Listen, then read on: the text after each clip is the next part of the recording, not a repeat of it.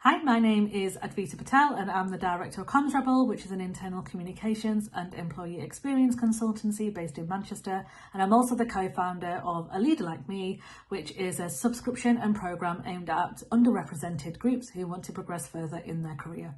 I'm going to talk to you today of 3 tips you can use in everyday practice to help beat your imposter syndrome. The one thing to remember about imposter syndrome is that you're not alone. There are many people out there who will be struggling with it as well. So the first tip I'm going to say to you is make sure you understand what your triggers are. So what is it that unleashes your imposter, that makes you stop in your tracks and doesn't help you progress forward? Is it when you have to stand in front of hundreds of people and present? Is it when you have to push back and say no to somebody? There'll be something out there that's making your imposter and inner critic tell you that you're not good enough.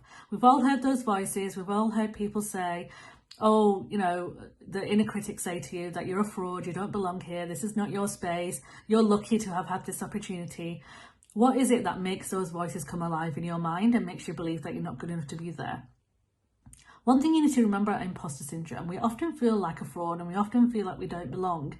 It's because the community that we belong to doesn't often have that space where we see other people like us. So whether it's because of your race, whether it's because you're a woman or a man, or gender-wise or sexual orientation or age, or even your the clothes that you're wearing or the way you look and feel. And if you don't see people like you around you, then it's likely that you're going to struggle with belonging.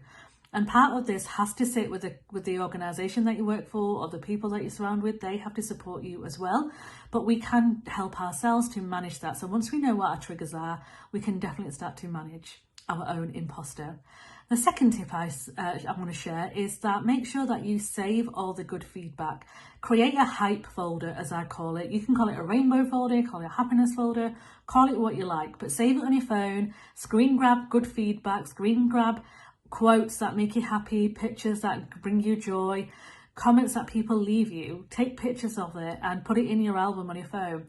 So when you feel like your inner critic is coming alive and your imposters are in danger of stopping you moving forward, then make sure you scan through those good feedback and great quotes and help raise your motivation and enthusiasm for the work that you're doing. The final tip I want to share with you is be kind to yourself. Talk to yourself like you would talk to your best friend. I think we're often guilty with this and we don't do it very often. So be kind to yourself. Try and change some of that negative mindset that you're having. Instead of saying, I'm rubbish, I can't do this, I don't know what I'm doing here. Be kind and say to yourself, as you would say to your best friend or a loved one, you can do this. It's just going to take you a bit of time to get used to it. You're fine. Break it down. Take it easy. Take each day as it comes. The kind of advice you would give to others.